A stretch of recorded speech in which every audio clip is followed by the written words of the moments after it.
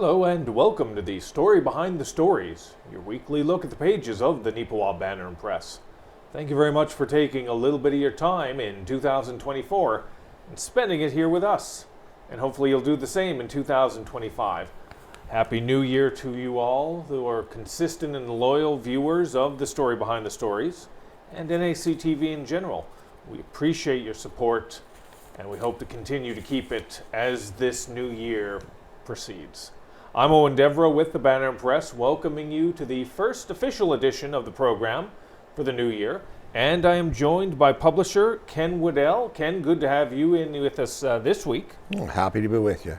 All right. This week it's going to be a slightly different, a slightly changed and altered version of the program because this week's edition of the newspaper is our year in review, where we took a little bit of time, went into the archives as it were, and looked at some of the most notable moments, some of the most notable stories which occurred in and around Neepawa last year. Before we get into that, though, with a couple perhaps personal anecdotes and other sort of remembrances of the year that was, we're going to get into Ken's column this week. The fourth, fifth, and sixth page in this week's is still the same as it always is. All your favorite featured columnists have returned from the holiday, rested, relaxed, and rearing and ready to go. And that includes Ken, who's got a little bit of a degree of retrospective there, Ken, in terms of how things have panned out in the year that was, and a look at how things could play out, as it were. Well, if anybody has any interest at all in national affairs or even international affairs, I'd tell you, you're not going to get much more punch out of a year than we did in 2024. Anyway, we're take a look at my column, and it's this. It was written about the time that Mr. Trudeau retired, or announced he's resigning. So it may be not quite as up to date as it could be, but the title is "Thankfully, Many Changes Are Ahead," and I don't think that there's many people in Canada that aren't anticipating and hoping for political change. And that's not just people who are really, really upset with the current Prime Minister, but people who are upset with things in general, from inflation, which of course includes food prices, gas prices, international pressure on Canada and all the rest of it. And I was listening today to the radio a little bit on one of my 2 or 3 trips to the hospital with my wife. We went to a lot of hospitals in 2024, a lot. Anyway, but she's good. She tested out fine today. Anyway, and there was an interview there with Prime Minister Trudeau and a rep from Fox News. And, said to Christine, how many times have we seen this? We've watched politicians come, politicians go, and they announce their retirement, and then the next speech is a barn burner. Like, he did a fantastic job explaining Canada's position on trade to Jake Tapper of Fox News. Or CNN, pardon me, CNN. Although he has also, I've also seen the highlights of this online, he has also spoken with representatives on Fox News as well. So, yeah. No, he's making the entire rounds down the U.S. Well, and the question comes, like, where was this depth of thought? Where was this enthusiasm, level of participation 6 months ago, 2 years ago, whatever? We got sick and tired, I think people did, of hearing politicians say, well, as we always have, we're going to look after the best interest of Canadians. Well, he was putting down things that how they were going to do it, how they're going to fight the tariff war, and why it's a bad thing for Canadians and a bad thing for Americans. He was pretty darn good. And I just think, many times we've seen, Chris and I have been involved in politics for 50 years. And we've seen leaders come and leaders go.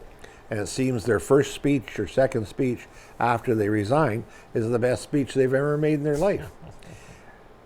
I think there's a reason for that, Owen, though, and that is that I think that political leaders either are on a short leash or they put themselves on a short leash, and that doesn't necessarily give us the best speeches or the best policy or the best representation. And there was a man several years ago, don't need to bother their name, everybody thought he'd be a fantastic leader. And he was pretty good, but he was so ineffective until he resigned. And they could lay out the policies, nothing to lose, eh? Mm-hmm. Nothing to lose. And I think that people need to conduct themselves a little more with that nothing to lose attitude and everything to gain if you put your whole heart into it. And I think that's where what happened here this week, listening to Justin Trudeau. Like, he screwed up so many things. I could go on and on and on, but anyway, I just felt it was so bad. The worst thing he did, and I didn't even mention this in the column, the worst thing he did was how he treated the trucker convoy. And some people are very upset with how the trucker convoy turned out. But in the initial stages of that, he ignored them and he mean-mouthed them and called them down when he could have quite as easily said, you know, Shadow Laurier's right over there. I'll meet with your head people for an hour tomorrow morning or whatever. Never did it. Just kept mean-mouthing them. And it backfired on him. It hurt him. It hurt him real bad. And that's irrelevant of whether a person agreed with the truckers convoy or not. They were treated badly by the Prime Minister. So anyway, what's the Liberal Party going to learn out of this? Well, they're going to be in for a pretty rough ride. And I'm not sure why anybody would want to be the leader of the Liberal Party now by the way the polls are showing. But I don't trust the polls either. I don't think they're going to be down as low a number of seats. People say, oh, they're going to be 25 seats or 30 seats. I don't believe that. I think there'll be a lot. Let me get your take on this then, because again, I'm old enough. I haven't been involved in politics for 50 plus years, because then I would be in the crib at the time, learning about Lester B. Pearson and whatnot. Maybe I should have been doing that instead of just staring at shapes and colors. But let me ask you this, because the best example I have is one of the elections from way back in the day, and I hate saying this about the 90s, but way back in the day in the 90s, when the Conservatives, at the time, the Progressive Conservatives of Canada, had a monumental fracturing and falling out over the election into the point of, I think it was about 25, maybe it was about 25, 26. They were very close to maybe even losing party status. The Kim Campbell years is what I'm talking about. They had such a reckoning that they fell off the map. Do you not see that occurring? Because I have that feeling that this is going to be the Liberal reckoning that we haven't seen. But you're a little more standoffish on that? Well, I think so. And I remember that election well. They got down to 2 seats. It was 2? Okay, yeah. Yes, it was much worse. John Charest and Elsie Wayne. Elsie from PEI, I believe, and Jean Charest from Quebec. I don't think it'll go that low. Maybe they deserve to be knocked down that low right now, but I don't think. I think I'd be very surprised if they get down into that 30-seat range. But I know there's a tremendous backlash against them all over the country and within their own party. They're saying, look, this is enough is enough is enough. And of course, that caused basically caused the resignation of our Prime Minister, which I was surprised how many people within his own party said, well, it's good that he resigned, but it's a year too late. Yep. What do you think you talk about the downfall of Justin Trudeau and the Liberal Party there, and you very specifically lay out the Truckers' Envoy as a situation which turned into a turning point. I'll just throw this out there and I'll get your response to it. I think it was more of a case with Trudeau of death by 1,000 cuts type of structure. All of us in Canada have our own sort of priorities in terms of how we want our government to operate and what we want to see out of them. Some of them, it is immigration, arrival of new people into our country, and to be able to contribute into that. Some, it's the economy, being able to afford not just milk and eggs, but being able to see a future of purchasing power, homes, investments, those types of things. And other cases as well about social issues, whether you're on one side of the fence on these types of social issues that affect so many individuals or not. And every single one of them, to a degree, over the last 5-6 years, I'd say for sure, Trudeau has slipped up on. When it comes to immigration, there's not many people who agree with the way immigration was laid out. for the most part, there were too many individuals coming in, and there was no plan for them for the most part.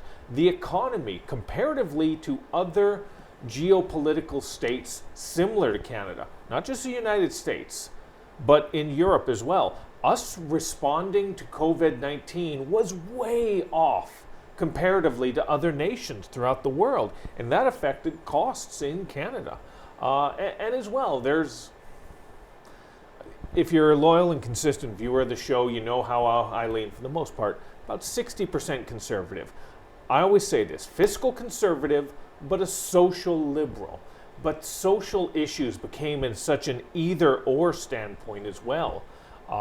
Through that as well, it became very divisive, similar to the United States, and that did the Liberal Party no favors whatsoever. Is it a case of maybe, little bit at a time, sooner or later, the levy's going to give? Well, I think exactly the same thing is happening in Canada as unfolded in the United States. You had a ruling party who thought that they had all the answers. I mean, who gets up in the morning and says, well, I think I'm wrong, so I'm going to do this? They think they're right. And the Democrat Party, they put down uneducated people, or I should say not uneducated, but those who didn't go to college. Their opinion didn't count for much, and you have to accept this and you have to accept that. And I'm with you. I mostly conservative, but social issues a little softer on that. But the thing is that you can't tell people you can't think that. Then you're really in trouble. Then you're really in trouble with the voters. You shouldn't say that. Well, unless it's libelous or patently wrong, you can say whatever you want, and you can think whatever you want, and you can feel whatever you want. There's a suppression of expression, and that's what people, I think, really objected to. I think part of the problem with that as well, and you're going to see it in Meta over the next few weeks, since Mark Zuckerberg recently announced that there would be a loosening of sort of the restrictions on free speech in there, and that has become a very hot topic for a lot of people, some championing it, saying that thank God we can finally say what we think and what we feel and have that opportunity, but others as well saying that is wonderful, but at the same time, when you're able to say whatever you want, some real bad people are going to say whatever they want. Oh yeah. Yeah. We're getting off topic from the Liberal Party here, but what do you take on that as well? Well, it's interesting. I've got a personal story about Facebook, and that is that I was in Ottawa a number of years ago invited to speak before the Parliamentary Standing Committee on Canadian Heritage.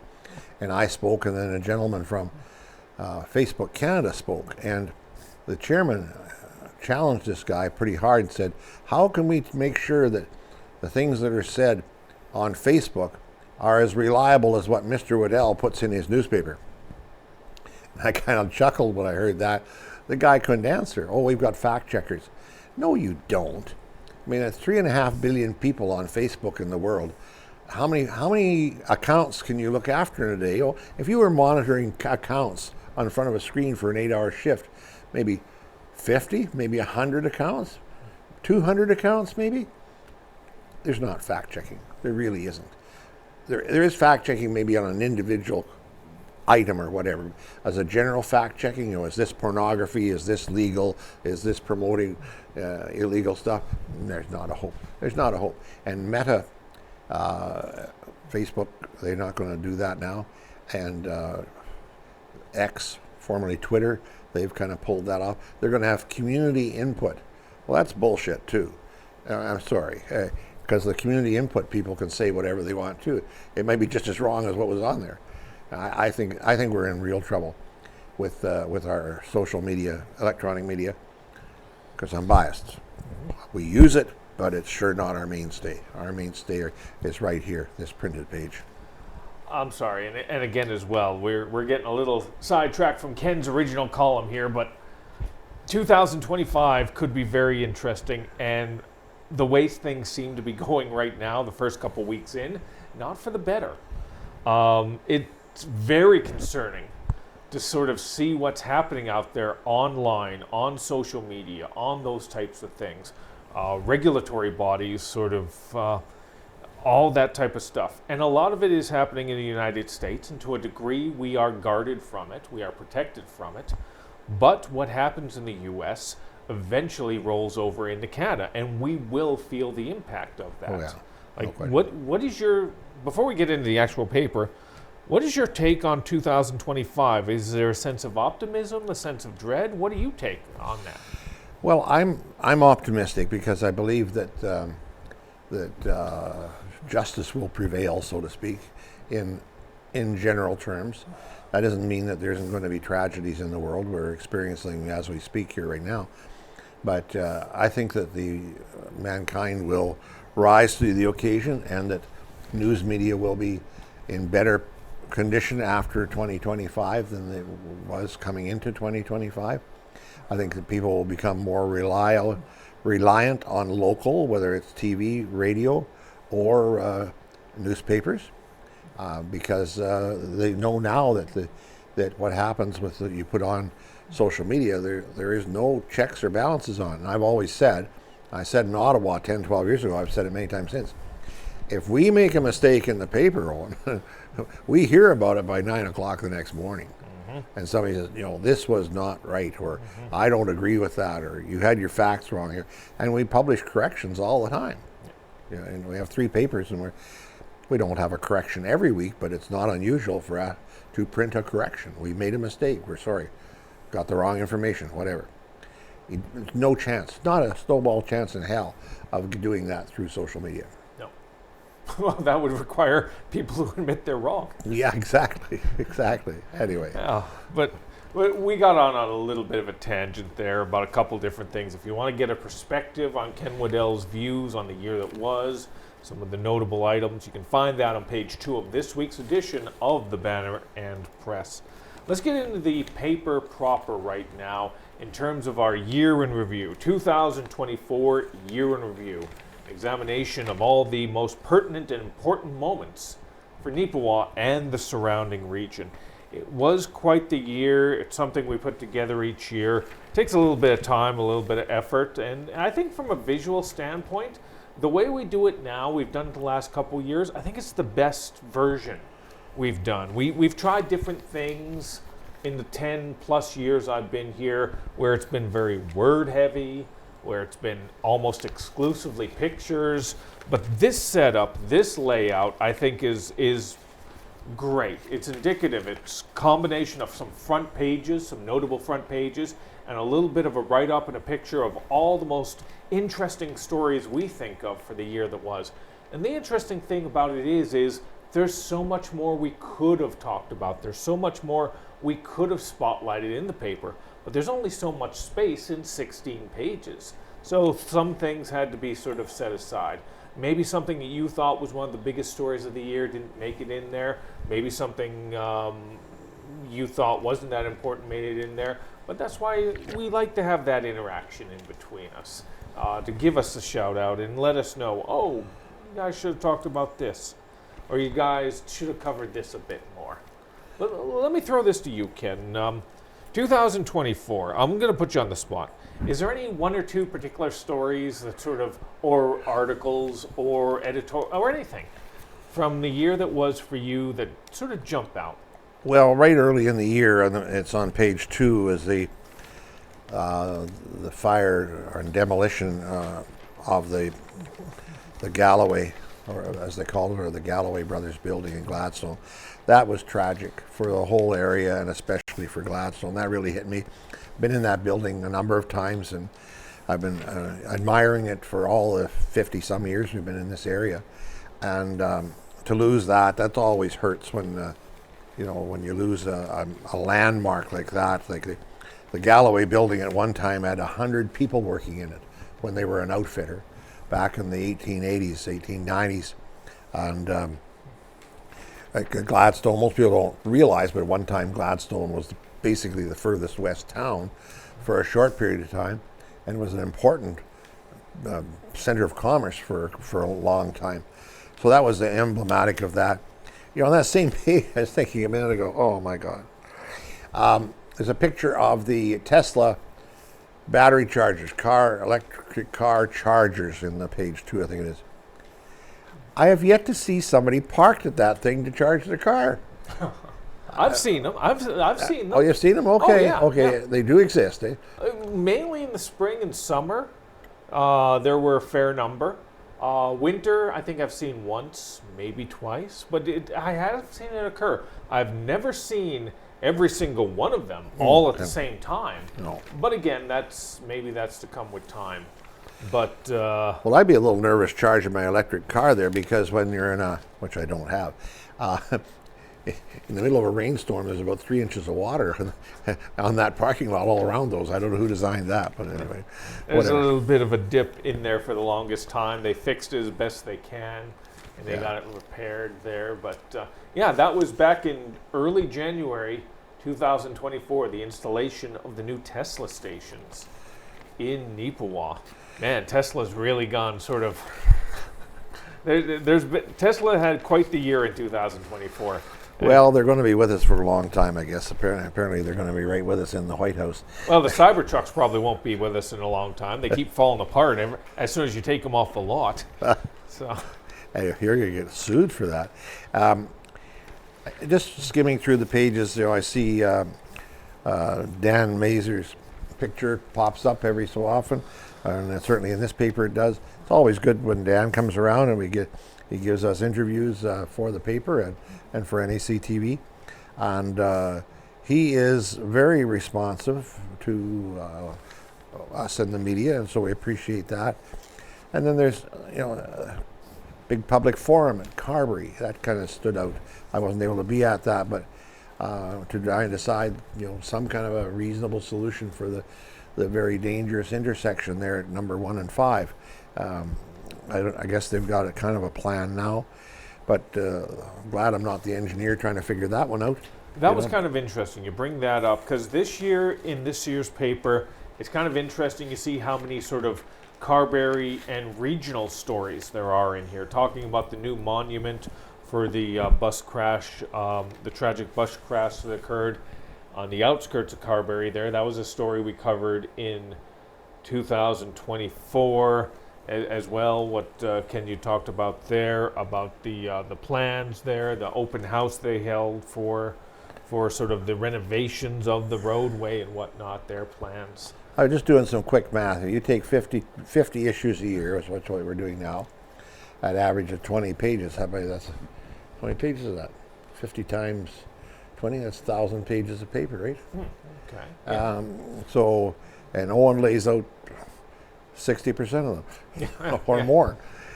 But speaking of the staff and Owen's work here, we did a little different this year, and I hope you like it.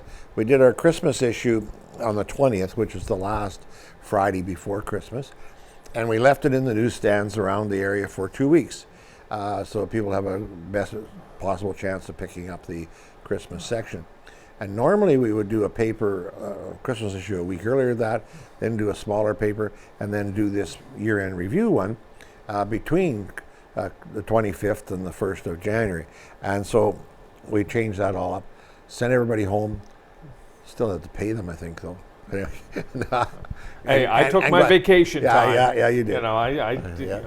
Anyway, but we gave everybody a 2-week break, and I didn't know what to do with myself for 2 weeks without a newspaper. But anyway, a little different, and if you have an opinion on that, or a plus or a minus, we'd like to hear that too. But we just thought that would work better. Saved a couple of trips down to the printing plant, saved a couple of printing issues, quite frankly, and we hope that you like it. Next week, the paper will be have a lot more news in it. It'll be a normal paper once again, for the most part. Yeah. Yeah. There was a lot of things in the paper this year that you just, there's some wonderful art stories. We've got a tremendous art community around the area here. The First Nations Day that they had in the fall with the traditional cultural dances and everything. It's always a great thing to see. So we're pretty darn fortunate. This coming year, I'm sure we're going to be covering the opening of the new hotel. We're going to be covering the final stages of the new hospital. We'll be helping fight the battle on getting the new school started, hopefully, pretty soon. And a lot of other political issues. The housing coming up, the town is getting ready to start. That was such a big story when it broke, the purchase of the new land deal in the northwestern section of Neepawa. That was huge. Back in about June, I think it was. And it's going to be theoretically about 400 houses. And I think they're hoping that they'll be built quickly and sell quickly. It looks like there certainly is the demand for it. I was looking at a town similar, maybe a little smaller than Neepawa the other day. Number of real estate listings, 43. Number in Neepawa, 8. So I think that tells you right there that there's quite a demand for housing. You know, some of the older housing stock's wearing out, and new housing is needed. And when you have a lot more people, you're going to need more housing. So I think we've got a big year coming here. I'm optimistic that the newspaper will do well. And I guess on a personal note, thank you to everybody for your support, to Christine and to me. 4th of January 2024, Chris underwent major surgery, and then after that 6 months of chemo, and she came through that. It damn near killed her, but she came through it, and then she's had some other health issues since that have cleared up, and so we are grateful. Looking forward to the new hospital, because the waiting room at Neepawa Hospital is handling 65 to 80 people a day through there now. And it was set up for maybe 20 people a day, and they're just jamming them through there, extra doctors and everything else. So, but nonetheless, we're still very grateful for our healthcare system. It needs improvements for sure, but we're grateful for it. That's right. And again, we are appreciative of you. As I sort of got ready for the end of the year there, I usually go through my archives of stories and all that and chases. In 2024, I had 296 separate articles or submissions of some sort that I put together in the paper. That is the second most productive year I've had with the Banner Press since I came here in 2014. I don't know whether that means 2014 I was really productive, or I've really half-assed some previous years. Maybe 6 of one, perhaps half dozen of the other. I guess we'll find out in 2025. In terms of stories that jumped out to me, there were a lot of little ones that came out of nowhere. These little individual features. The new doctors that are part of the program down at the clinic was a good example of it. The Dinosaurs Golf Club out of Gladstone was an enjoyable day. The hospital renovations and creation that's going on down there, as well as the announcement of the new land deal, was one that sort of jumps out at me. I hope very much that 2025 going to be able to do a little bit more of the same, bringing you the local things that matter to you and will impact you directly. Because if we don't tell those stories, what's the point, really? How many did you say you did? 296 individual stories, articles, submissions that I put together. This isn't just, and when I say that, I'm very specific. It's not just, getting a press release and putting my name on it. It's actually things I've chased down or I've attended or I've done. You slacker. Hellebuck's got 300 wins. Oh, yeah, that's over several years. Sorry. Yeah. I'll take a poll. We'll take a poll. People can submit to me, Ken Waddell, K Waddell at neepawabanner.ca, as whether we should keep a one or not. Let's get some feedback here. Oh, geez, once that comes in. I know how I am, so it's been nice speaking to you all these years. God. As you wish me well on my future endeavors somewhere else. But, God. But other than that, we're going to get back to work again. This one was really just sort of a improv sort of thing, talking about the year that was. And we're going to get back into the seriousness in next week's edition. So. Yeah, I don't think there's any doubt what the answer should be. If we didn't have Owen, we would be in major trouble around here. So. That's going to help me the next time I negotiate a raise. Thank Yeah, that's you. right. All right, and thank you again just for tuning in on a consistent basis. And we appreciate you. And we'll see you again in a future edition of The Story Behind the Stories. Thank you.